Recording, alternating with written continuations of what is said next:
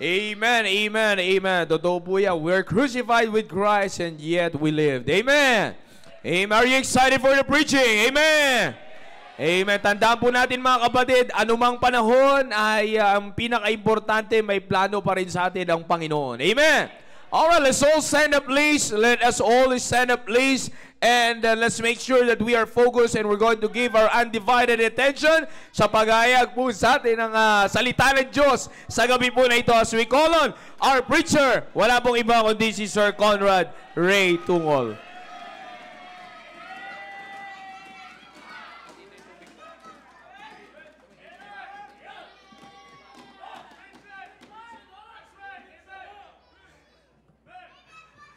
Amen, amen. All right, so I hope na kayo po ay handa na.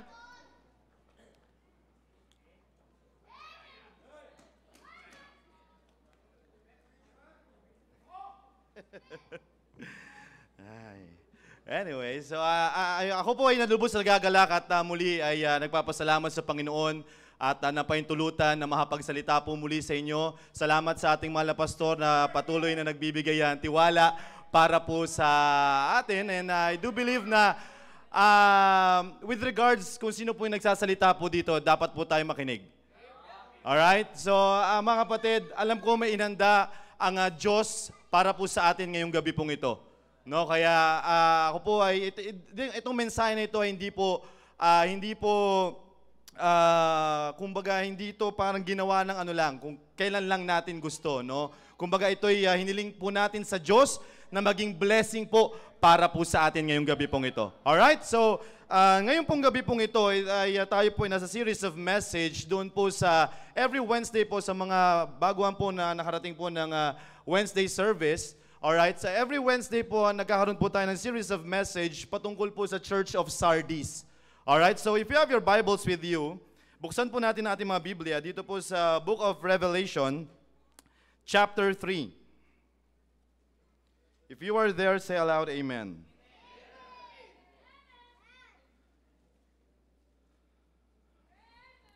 All right, we'll start reading in verse number 1 up to verse number 3. All right? Are you there? Amen? Amen. All right. So the Bible says here, Revelation chapter 3 and verse number 1, the Bible says here, and unto the angel of the church, or unto the angel of the church in Sardis write, this thing saith, he that hath the 7 spirits of God and the 7 stars, I know thy works, and thou hast a name that thou livest, and what? Art dead. All right? Verse number 2, be watchful and strengthen the things which remain, that are ready to die, for I have not found thy works perfect before God. Verse number 3, remember therefore how thou hast received and heard, and hold fast and repent. If therefore thou shalt not watch, I will come on thee as a thief, and thou shalt not know what hour I will come upon thee. Alright? So nandito po tayo sa series of message, mga kapatid, with regards po sa Church of Sardis. Pero bago po muna yan, bago po dumako sa ating main message, tayo po muna ay saglit na manalangin. Let's all pray. Dakila namin Diyos Ama, maraming salamat po muli sa oras po na ito. Salamat Panginoon sa pagkakataon po na ito muli. Kami po ay makapag-aral at makapakinig ng inyo pong salita. O Diyos, gamitin niyo po ko mightily.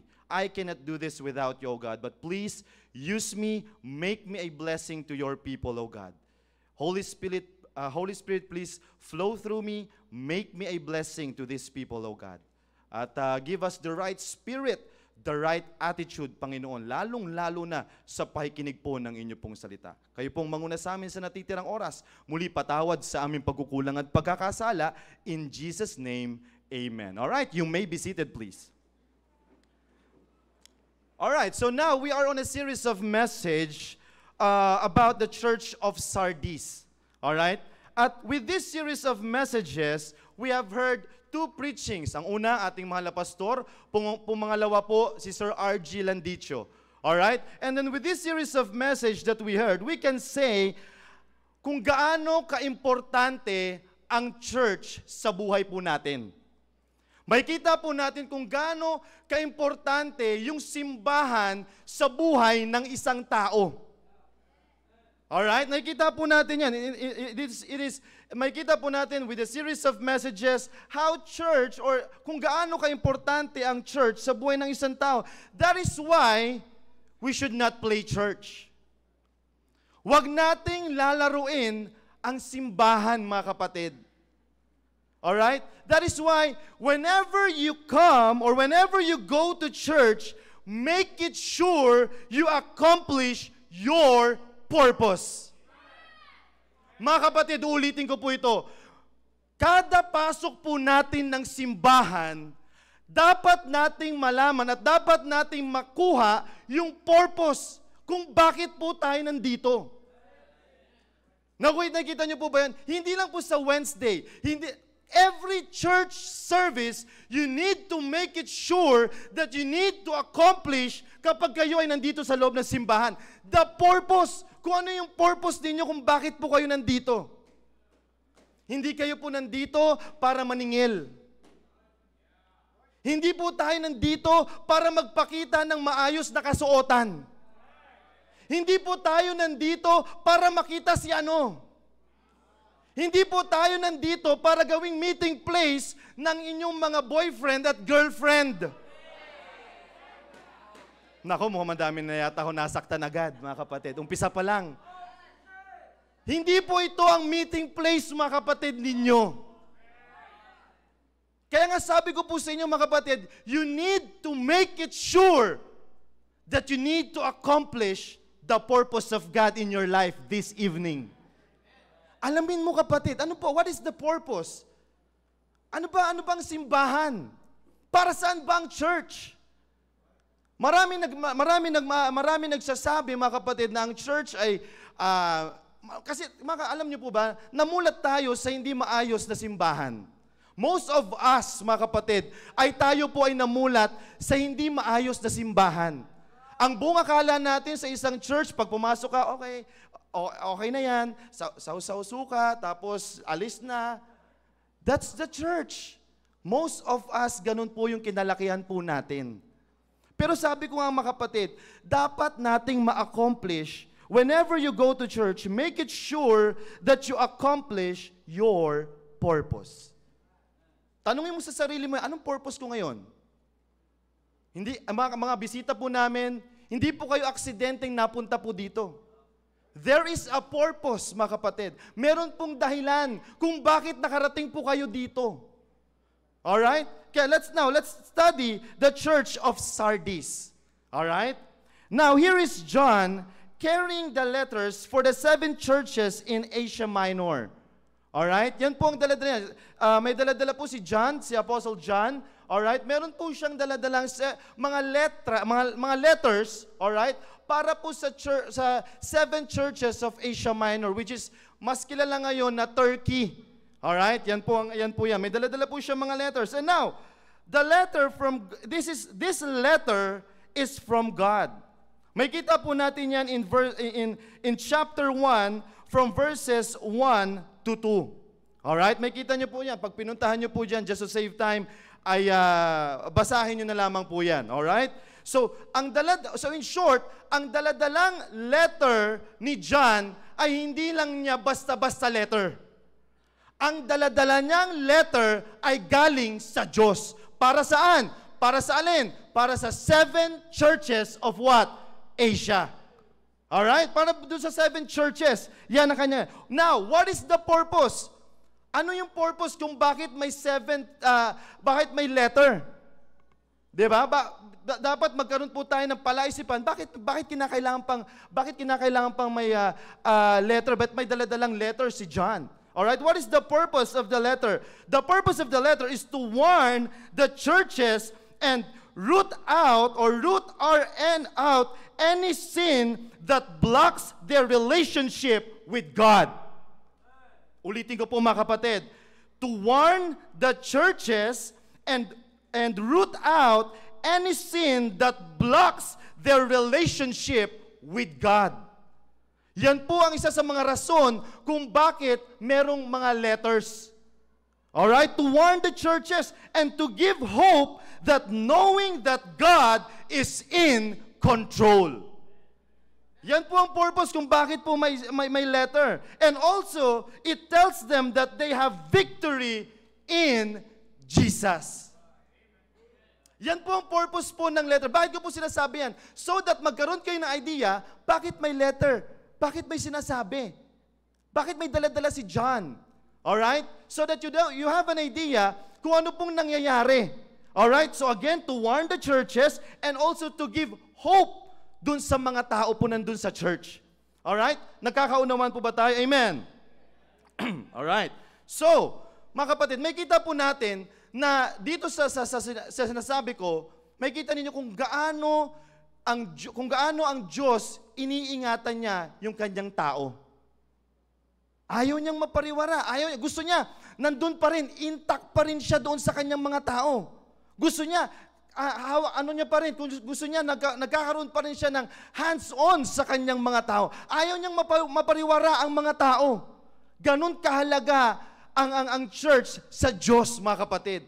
Kaya nga hindi niya binabaliwala eh. Kaya nga nagbigay siya ng letter, nagbigay siya ng mga warnings para sa mga churches. Now, the main problem, let's go to the church of Sardis. All right? The main problem of the church of Sardis is their spiritual condition. Yan po ang pinaka-problema ng church of Sardis. The Lord Jesus Christ mentioned that they are dead. That is in verse number 1, mga kapatid. Doon sa binasa po natin in chapter 3, in verse number 1. Sabi po niya, I know thy works, that thou hast a name, that thou livest and art dead. Yan po ang kanyang binanggit po doon. Galing mismo, kung if you have a good Bible, galing mismo yan sa bibig ng ating Panginoong Hesukristo.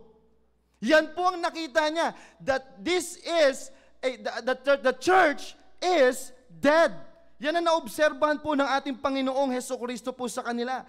The church of Sardis has a good reputation to man, but not to God. Yan ang estado po nila. Yan ang estado ng church of Sardis. Ulitin ko po. They have a good reputation to man, but not to God. They thought that they are doing the things right in the sight of God. Alright? Akala nila okay yung ginagawa nila sa pananaw ng Diyos. They thought that they are doing the right things in the sight of God. But Jesus said, no. No. You are doing things right in the sight of men. Yan po ang sakit nandito po sa tao po ng Church of Sardis. Alright? Why? Bakit nagkaganon? Because they focus more on the approval of men than the approval of God. Ulitin ko po, mga kapatid.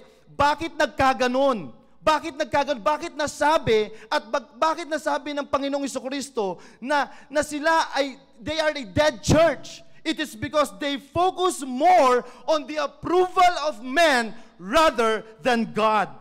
Yan po nangyari. They thought that they are doing things for God, but God knew their spiritual condition. Sounds familiar ba ito, mga kapatid? Like in Proverbs chapter 16 and verse number 2, all the ways of men are clean in his own eyes, but the Lord weigheth the spirits. Nakita niyo po ba yun, mga kapatid? Kaya nga, hindi natin malilin lang eh. Sounds familiar ba ito, mga kapatid? Tayo po ay minsan nagpe-perform sa ministry po natin, pero hindi natin nakikita ang layo na pala natin sa Diyos. Nangyayari po ba yan, mga kapatid? Yes, nangyayari po yan sa loob ng simbahan. You thought that you are serving Him. Wala akong problema, Panginoon. Okay po ako, Panginoon. In the sight of men. Wala akong problema, Panginoon. Okay ako. I'm serving you. Nagso-soul winning ako, Panginoon. Nandito ako, napupunta Wednesday service. Nandito ako sa Wednesday night. At nandito rin ako Sunday morning, Sunday evening. May ministry pa ako, Panginoon. Pero sabi ko nga, mga kapatid, alam ng Diyos ang tunay na spiritual condition po natin. Ang Diyos, ang tao maluloko po natin, pero ang Diyos hindi po natin maluloko. Hindi po natin maluloko ang Diyos, mga kapatid. Kaya nga, they know. Our God knew our spiritual condition. Kaya nga, the church of Sardis looks good on an outside, but the inside of the church is already corrupt. Yan po ang nangyari. Yung church of Sardis, mga kapatid, okay sa panlabas. Kaya nga, mga kapatid, sa mga bisita po namin, hindi po nangangahulugan. Pag ang church maganda, okay na yun. Pag ang church, uy, maganda, pambira, nagkakatuwaan. Uy, maganda, may mga fog pa. May mga may mga street lights pa. Ganun na kasi ngayon eh. 'Di ba? Naalala ko lang yung aking ka-work dati. Sabi niya, para ma-win mo yung tao, kinakailangan mong maging long hair ka din. Kinakailangan maging kailangan mag-drums na din kayo. Kasi wala kayong drums eh. Tapos yung suotan mo, paano mo ma-win yung tao niyan? Hindi ka nga paano mo ma-win eh? Yung suot mo, naka-necktie ka, naka-ganyan ka. Yung mga tao ngayon hindi na ganyan. Akalain niyo po 'yon? Ganon nila kuhanin ang mga tao. Ganon hikayatin ang church. Kaya para sa mga bisita po namin, para ang church, mga kapatid, makikita nyo po yan kapag ang salita ng Diyos ay naiyahayag ng maayos. Alright? Sabi ko nga dito, mga kapatid, balik po tayo dito sa Church of Sardis, mga kapatid, no? Now, dito po sa Church of Sardis, now Jesus was trying to wake them up. Inaalam po nila,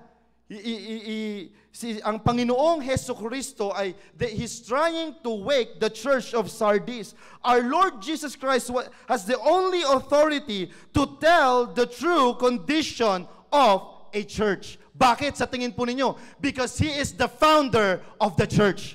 Tanging ang Diyos lang ang makapagsasabi kung anong tunay na kalagayan ng isang simbahan.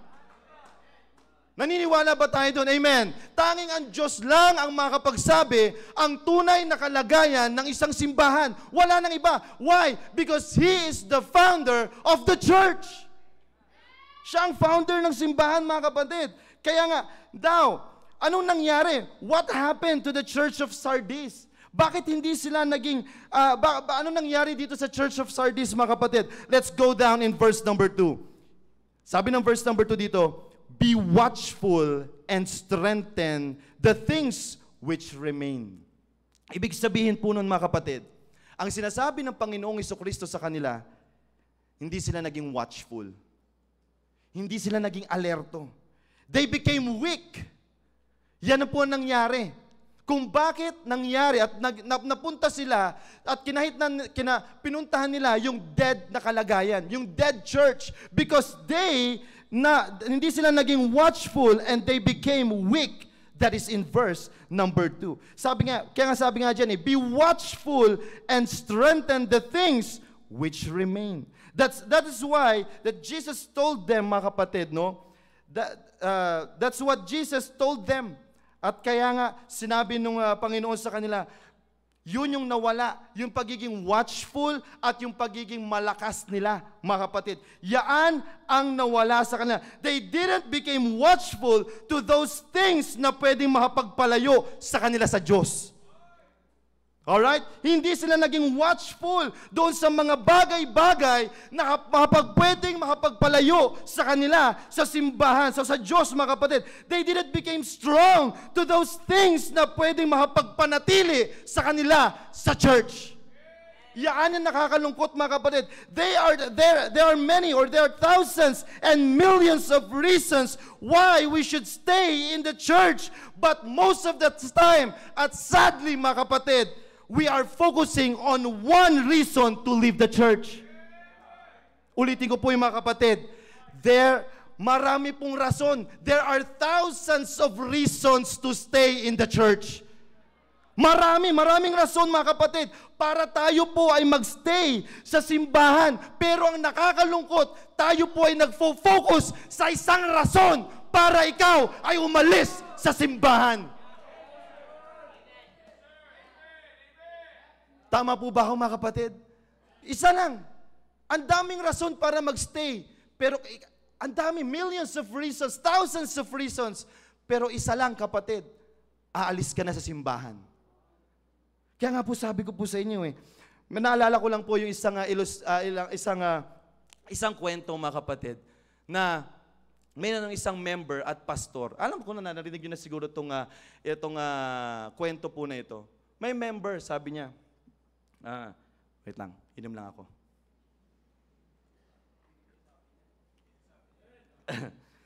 Isa member, sabi ng member, Pastor, alis na ako sa church. Ayoko na dito. Daming daming marites. Daming marisol. Dami rin hindi kaaya-aya sa Marami ng mga member dito, pastor, na may ginagawa silang hindi kaaya-aya sa Diyos. Ayoko na. Lalo na, mayroon pang mga Sharon, balot ng balot. Hindi man na nag-aambag. Hindi niya nakuha yun, mga kapatid. Yun po sabi nung isang member, ayoko na dito sa simbahan na to. Alright. Sabi niya, gusto ko nang umalis. Sabi ng pastor, sige. Pero sa isang kondisyon, may papagawa ko sa'yo. Sabi ng pastor, gawin mo sa Sunday, during takamayan, kumuha ka na isang baso. Alright, kuha ka na isang baso, tapos lagyan mo ng tubig. Mic ba? Sound check. Alright. Lagyan mo ng yung baso, lagyan mo ng tubig, at during takamayan, ikot ka. Ikot ka, tapos, dapat hindi mo ubos yung laman ng baso. Yan ang pinagawa ng pastor. Dali naman yan, pastor, sabi ng member. Dali-dali naman nun. Sige, gawin ko. Dumating ang Sunday, eto na, may dala-dala na siyang baso. Ikot siya. Ganyan siya. Ikot, ikot, ikot, ikot. Bumalik sa pastor. Pastor, nagawa ko na. Alis na ako Wala na wala natapon. Perfect. Wala natapon, pastor. Ayan. Oo nga wala natapon. Alright. Wala natapon. Sabi niya, congratulations walang natapon. Pero question, bago ka umalis, anong ginawa mo during nung umikot ka? Saan ka nakatingin? Doon sa baso. Nakita mo ba yung marites? Hindi, pastor Nakita mo ba yung may atraso sa'yo? Hindi rin, pastor. Nakita mo ba yung Sharon? Yung balot ng balot? Wala Hindi ko rin nakita. Hindi ko nakita. Alright? Exactly. Yan yung gusto ko pong makita ninyo. Yun yung gusto ko pong makita mo. The glass resembles, or the glass, nagre-represent yan ng Diyos. That resembles God. Bakit? Kasi kung ikaw ay nakafocus sa Diyos, kada punta natin dito sa simbahan, every time that we will go to church, mga kapatid, kung tayo lang ay nakafocus sa Diyos, hindi ka ma-offend, kapatid. Hindi ka ma-offend. Hindi mo makikita yung marisol, hindi mo makikita yung marites. Kapag nakatingin ka saan? Doon saan? Sa Diyos na pinaglilingkuran natin. Exactly na sinasabi ng Diyos para po sa kanya, ng kanyang pastor. Exactly po yun. Yan ang sinasabi niya. The glass represents God. Kaya nga kahit nga anong mangyari, hindi mawawala. Kasi hindi ka nakatingin doon sa mga marites Hindi ka nakatingin doon sa mga kung ano sinasabi ng kapaligid po sa atin. Hindi na natin pinapansin yun, mga kapatid. Ang pinapansin natin is alin? Yung salita ng Diyos at yung Diyos na pinaglilingkuran natin. That is why, let me go back to the sinasabi ko sa inyo kanina. Make it sure to accomplish the purpose of God in your life. Every time that you go to church. Every time that you go to church, make it sure to accomplish it. Yan po yung dapat po natin makita, mga kapatid. Now, we can also be a dead church. Mga kapatid, ulitin ko, tayo rin po ay pwedeng maging dead church. Malaki ang simbahan po natin. Malaki, meron po tayong ganitong klaseng crowd. Every Sunday, grabe ang crowd po natin. Meron pa tayo doon sa kabilang building. We can be, marami. Pwede tayong maging masaya dito mga kapatid. But pwede rin po tayong maging dead church. We might thought that we are doing the things right in the sight of God, but we are doing these things right in the sight of men na pala.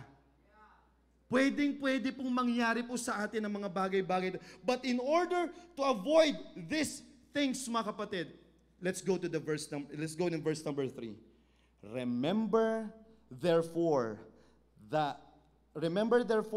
how thou hast received and heard, and hold fast and repent. Yan po yung mga dapat po natin gawin, mga kapatid. In order to avoid these things, the Bible says, remember therefore how thou hast received and heard, and hold fast and repent. What are the things that we should remember and strengthen? I have 2 points and then I'm done. Makahabol po kayo sa last full show. Alright?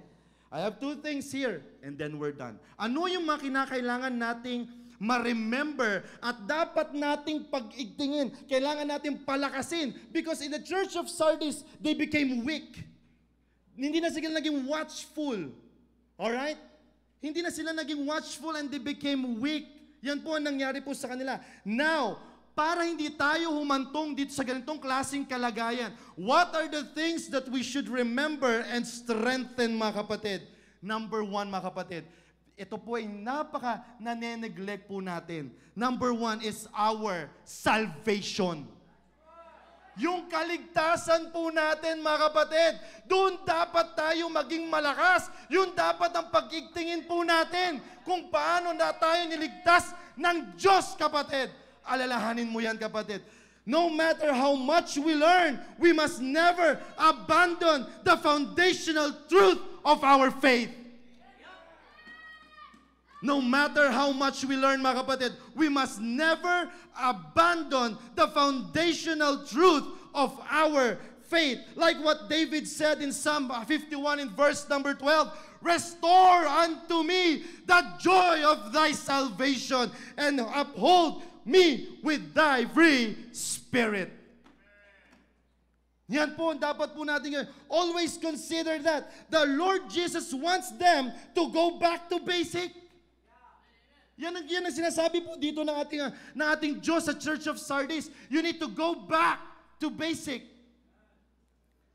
Alin po yun? Alalahanin po natin. Ito yung sabi ko nga, para hindi tayo humantong doon sa ganong klaseng kalagayan, alright, alalahanin mo yung kaligtasan mo, kapatid. Alalahanin mo yung kaligtasan mo. Alalahanin mo kung sino at anong klaseng tao ka nung ikaw ay naligtas. Kapag ikaw ay nangihina na, kapatid, alalahanin mo, kapatid, yung kaligtasan mo. I'm telling you, mga kapatid, sinisigurado ko sa iyo, ma-fire up ka uli sa gawain po ng Panginoon. Alalahanin mo kung anong katayuan mo dati.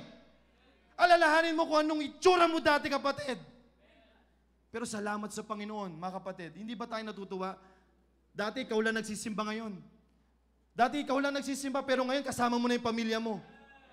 Hindi ka ba natutuwa, kapatid? Dati yung ikaw lang nagsisimba, pero kasama mo na yung kaklase mo ngayon. Hindi ka ba natutuwa, kapatid? Yung dati ikaw lang dito, pero ngayon ikaw na kasama mo na yung kapatid mo sa simbahan.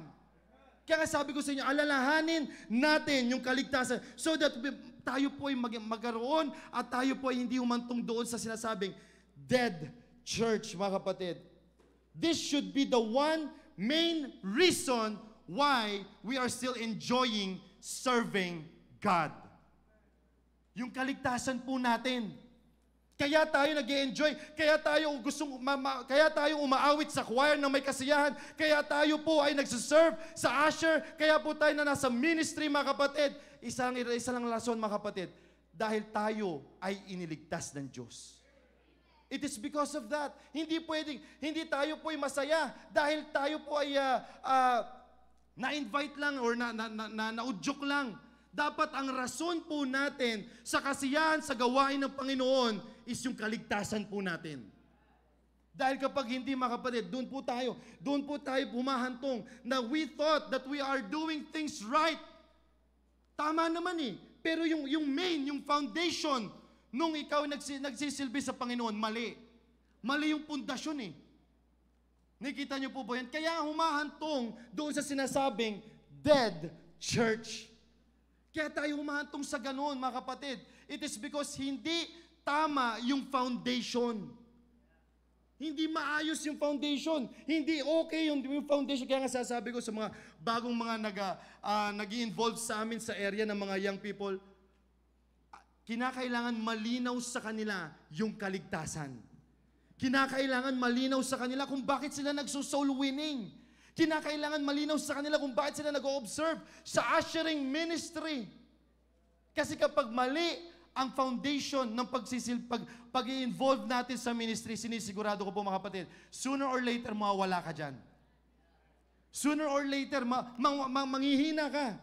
Kaya nga sabi ko mga kapatid, kinakailangan nating palakasin at pag-igtingin natin yung alin, yung kaligtasan po natin. Yung salvation. Remember, mga kapatid, on how God, kung paano tayo iniligtas ng Diyos, kung sino yung Redeemer mo. Alalahanin mong maigi yun, kapatid. Alalahanin mong maigi kung sino yung nabayubay sa cross ng Kalbaryo para sa iyo at para sa akin. Alalahanin mong mabuti yun, kapatid. Minsan yan po yung nane-neglect po natin. Minsan nawawala na sa ating isipan niya na, alright, ligtas naman na ako eh. Pero hindi natin nakikita kung paano tayo talaga iniligtas ng Diyos, mga kapatid.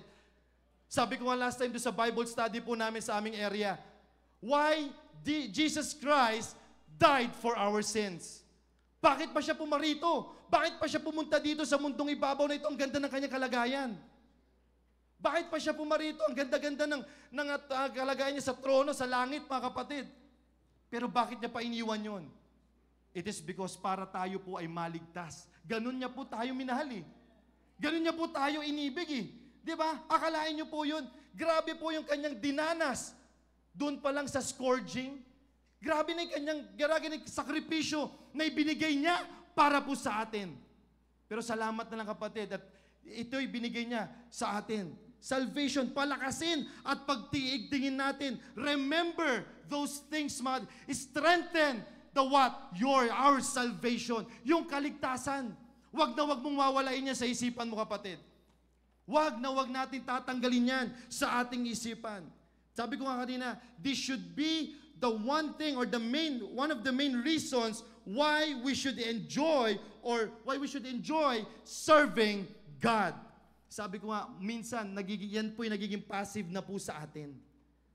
Yung kaligtasan po natin, nawawala na po yan. Parang okay, parang alright, iniligtas ako ng Diyos. Pero hindi mo ba naisip kung paano kanya iniligtas?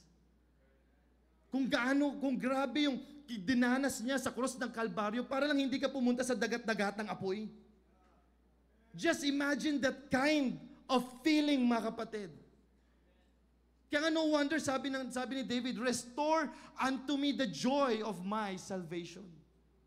Di ba? Kaya nga sabi ko, ito yung mga bagay-bagay na dapat nating palakasin at dapat nating pag-igtingin. Alin yun? Yung kaligtasan po na. Para hindi tayo mapunta doon sa kalagayan that we are a dead church. Di ba? Yan po yung isa sa mga rason, mga kapatid, para hindi tayo humantong doon sa ganong klaseng kalagayan po natin. Nakakalungkot, mga kapatid. Nakakalimutan natin yung kaligtasan. Nakakalimutan natin yung beauty ng kaligtasan po natin. That is sad. Di ba? Akalain mo nagpakahirap at binigay ng Diyos na bayubay sa krus ng Kalbaryo, and yet parang wala lang sa atin. Di ba? Kaya nga sabi ko sa inyo, dapat maliwanag po sa atin yung kaligtasan so that kapag tayo po ay naglilingkod sa Panginoon, pag umaawit tayo sa choir, kapag tayo po ay nandito, nag-usher, nagsisecure, mga kapatid, ay tama po yung pundasyon ng ating paglilingkod sa Panginoon. Alin po yun? Kasi maliwanag yung kaligtasan eh. Kaya ako ginagawa ito. Bakit? Kasi merong nabayubay sa cross ng Kalbaryo para sa akin.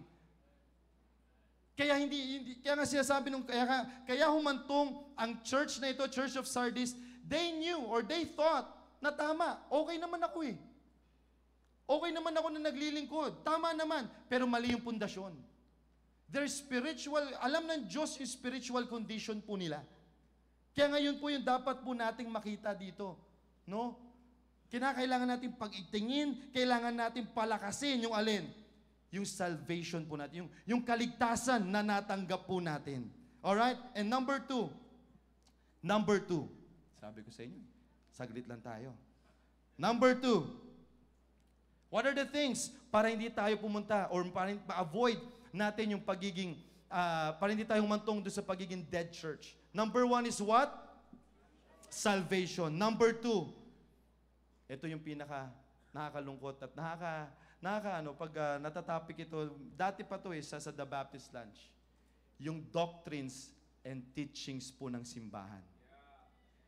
Alam niyo po ba, pag pinag-usapan yung doctrines, ang konti ng viewers doon sa The Baptist Lunch dati. No? Parang walang nag-view, pero alam niyo po ba, napakahalaga ng doctrines. Pag sinabi natin doctrines, mga kapatid, hindi po sinabi nito na yung mga, kumbaga, teachings. Yung teachings sa loob ng simbahan, doon dapat tayo maging malakas, kapatid. Dapat doon dapat natin pagtuunan ng pansin. Yung alin? Yung ating, the more na nalalaman natin yung mga doktrina natin, mga kapatid, the more na tumataas yung pananampalataya natin. Bakit? Malinaw eh. Kung bakit ka nagbibigay ng tithes and offering, kung bakit ka nagso-soul winning, malinaw. Hindi malabo. Kaya nga sabi ko sa inyo, para tayo po'y hindi humantong dun sa pagiging dead church, alright, kinakailangan mong pagigtingin, strengthen mo yung doktrina. Kinakailangan mo strengthen yung mga teachings dito. Sabi nga natin mga pastor last time marami po sa atin ang galing po ng iba't ibang mga simbahan po dito. Pero hindi po nila alam kung ano yung tunay na foundation. Diba? Kaya nga, ito yung mga dapat po natin pagigtingin. Yung doktrina. Yung teachings sa loob ng simbahan. Ito yung mga dapat natin tignan.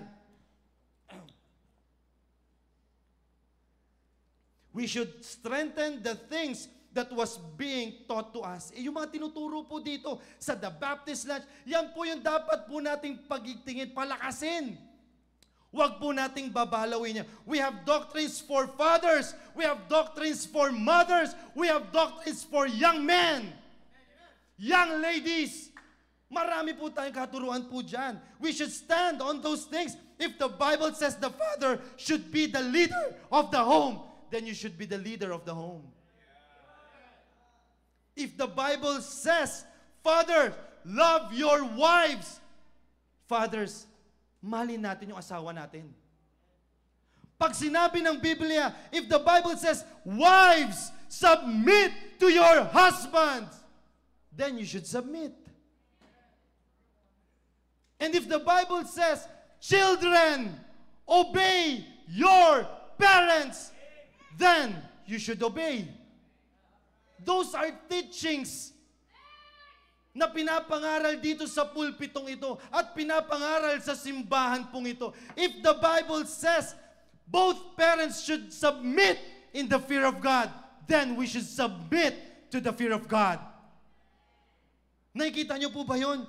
Kaya nga sabi ko po sa inyo, ito po, dito tayo nagiging lenient. Kaya tayo bumabagsak, mga kapatid. Kaya tayo pumupunta sa pagiging dead church. Nagiging lenient tayo sa simple doktrinang ito, mga kapatid. Yung tayo po dapat, mga tatay, mag-lead sa ating pamilya, hindi natin nalilid ng maayos. Yung tayong mga nanay na tayo po'y mag-submit sa authority ng ating mga husband, hindi natin nagagawa. Then, how come, mga kapatid, na magiging malakas at magiging titibay yung ating pananampalataya? Simpleng dito pa lang sa teachings na ito, mga kapatid, hindi na natin nagagawa. That is so sad. Simple lang po ito, mga kapatid. Wala pong mabigat po dito. Akalain niyo po yung gagampanan mo lang yung pagiging leader mo bilang sa tahanan. Ang nagli-lead sa atin, mga kababaihan. That is so sad, mga kapatid. Marami po tayo nakikita sa mga FB Reels, mga kapatid. Akalain mo, no? Yung babae, akalain mo, di ba? Bibigyan siya ng papalupaluin yung yung asawa para lang maglaba, palupaluin yung asawang lalaki para lang magluto. Pag hindi sinunod, may nakalagay pa, I am your commander. That is the system of the world. That is kaya nga sabi ko po sa inyo kinakailangan natin pagigtingin yung mga doktrina, the teachings that was being taught in this pulpit. Huwag tayong magiging lenient po dito. Huwag natin babaliwalain yung mga tinuturo po dito. Gas-gas na lalamunan ng ating mga pastor pagdating sa untimely relationship. Pag sinabi ng ating mga pastor gamit ang salita ng Diyos, huwag ka muna magkakaroon ng girlfriend. May girlfriend ka pa rin hanggang ngayon. Ilang beses na natin napapakinggan yun, mga kapatid.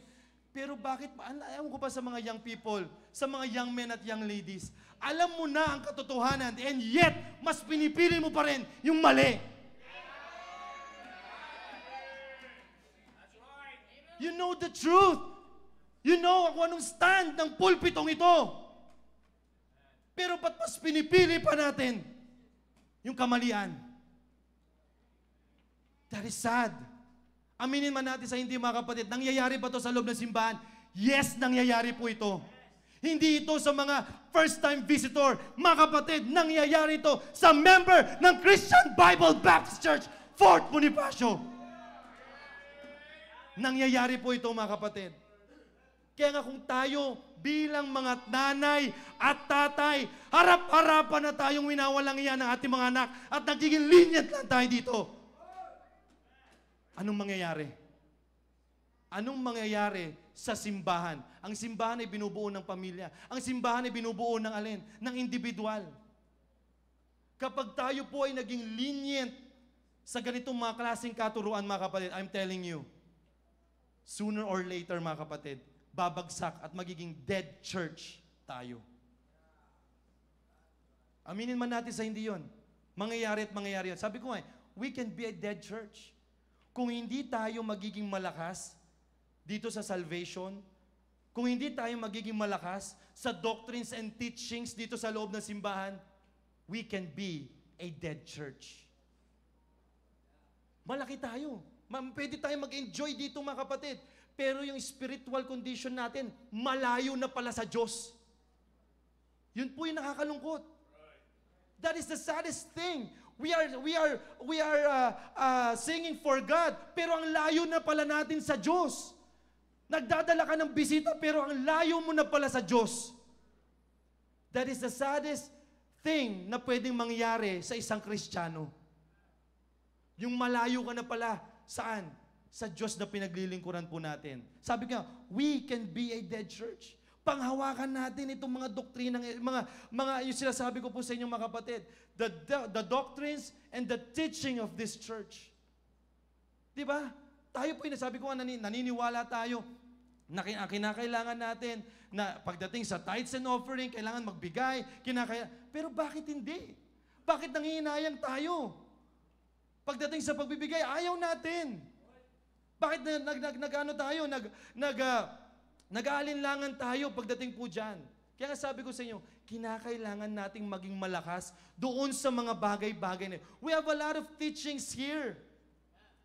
Pero sinasabi ko po sa inyo, mga kapatid, panghawakan natin, palakasin natin, strengthen. Yan po yung nangyari sa Church of Sardis. Kaya sila napunta sa pagiging dead church. Hindi na sila naging watchful at hindi na sila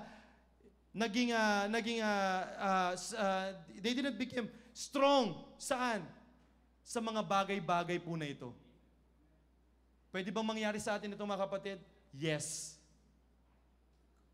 Pwedeng mangyari dito sa atin ito. Sa CBBC CSI Fort Bonifacio.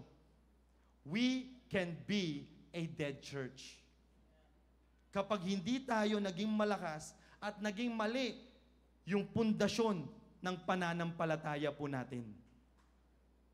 Sabi nga ni Sir RG, pag mali ang pananampalataya, magkakawindang-windang ang pamilya. Pero salamat na lang, mga kapatid, at merong ganitong klaseng mga pinipreach pa sa pulpitong ito, mga kapatid. Di ba? Ang ating mahal na pastor ay walang sawang na nagbibigay ng katotohanan para po sa atin. Para i-challenge po pa tayo. Di ba? Kaya nga sabi ko, we need to remember these 2 points, mga kapatid. Hold fast unto this. Hold fast to these two things, the salvation and our doctrines in the church, so that our service to God will not be emotional but intellectual. Para yung paglilingkod natin sa Diyos, mga kapatid, hindi puro bunga ng emosyon lamang. Kinakailangan bunga ng alin? Yung sa intellect po natin. Di ba? Remember those 2 points. The salvation and our doctrines. Pag-igtingin, palakasin po natin ito. So that, hindi tayo hahantong doon saan? Sa pagiging dead church. I hope maliwanag po. See, this is a simple message, man.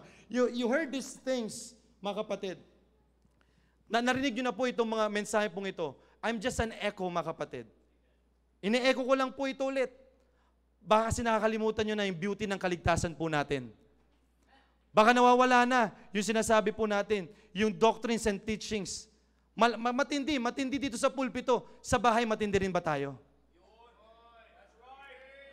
Grabe dito sa pulpit eh. Grabe sa mga programa eh. Di ba, ating mahal na pastor, grabe na yung pagkapaos, kahit na inuubo eh. Preach pa rin. Preach pa rin. Pero pagdating ba dun sa bahay, ganun ba katindi? Ganun ba kalakas yung paniniwala natin sa doktrina?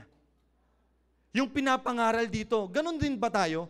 Fathers, mothers, ganun din ba tayo katindi sa doktrina ng ating simbahan? The teachings ng ating simbahan pagdating sa bahay? Or lenient na tayo? 50, okay lang yan. Depende naman yan. Siguro si ano yung pinapatamaan ni pastor nun, hindi tayo yun. Sounds familiar po ba yun? Nangyayari po ba yun sa church?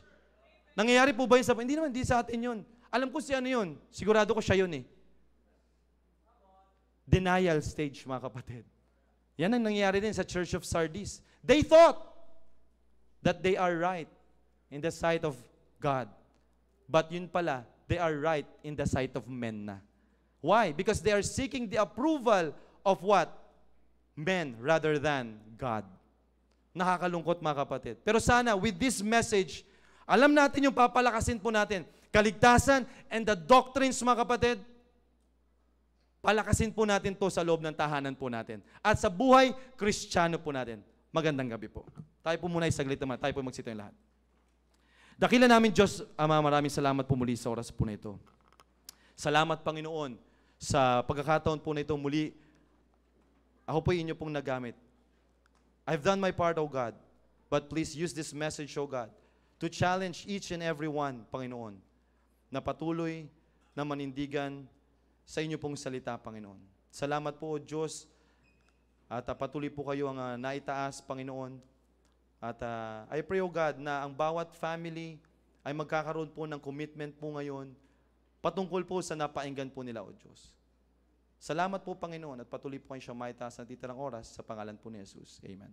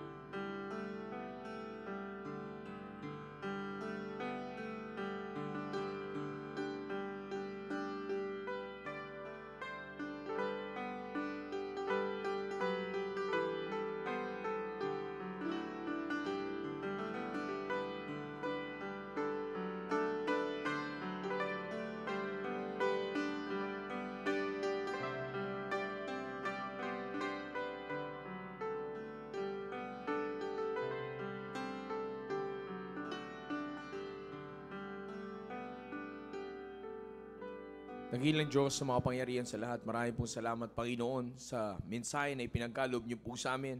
Maraming salamat at patuloy po kayo na unguna sa amin pong baumuhay bilang isang anak po ninyo, bilang isang Kristiyanong miyembro ng inyo po iglesia. Salamat po, Panginoon, at patuloy niyo po kami pinahihintulutan, Panginoon, na patuloy na mamuhay, Panginoon, ng buhay, totoo sa inyo pong harapan at patuloy na ginagamit niyo po mightily, O God. Salamat, Panginoon, sa mga bagay-bagay na kailangan po ng papaalalahanan po kami, Panginoon, ay patuloy niyo pong ibinibigay ito po sa amin para sa ganun, Panginoon, ay hindi po kami malinlang ng diablo sa aming present condition, O God, bilang members of the church, O God. Nawa, Panginoon, huwag niyo pong pahintulutan ang diablo ay manggulo sa aming isipan, guluhin ang aming isipan, Panginoon, sa aming pong tinanggap na mensahe, at huwag po nawa namin, Panginoon, huwag niyo pong pahintulutan, Panginoon, na amin po, Panginoon, na ibaliwalain ang mensahe namin napakinggan, Panginoon. Bagkos ay lalo pa namin itong gawing sariwa sa aming puso't isipan para hindi po kami tatagal sa gawain po ninyo, sa simbahan po na ito, Panginoon, na patuloy po kaming nangihina at maaaring tumagal po kami dito, Panginoon. Dead na ang aming spiritual life. Muli, Panginoon, maraming salamat sa paggamit niyo po kay Sir Conrad. Continue to bless him and use him mightily in the ministry, and also his family. Continue to bless them, O God. All the glory belongs to you. In Jesus' name we pray. Amen. I believe we